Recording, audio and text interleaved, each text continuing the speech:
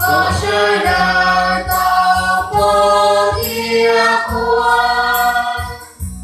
Giêsu thiên thiên để có và sự chỉ có của thiên không sai lầm. Yo đến cùng thâu bao giờ tự nhiên để yo tạo giáo nên cho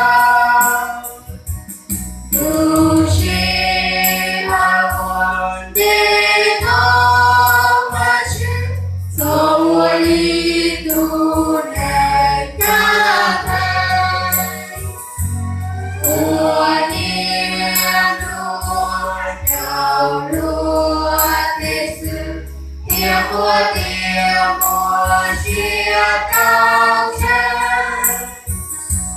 Giêsu thiên thiên để có và sự chỉ có của địa trong trái đất.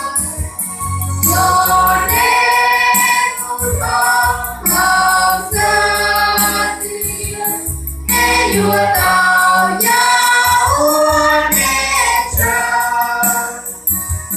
tu sĩ mà vua nên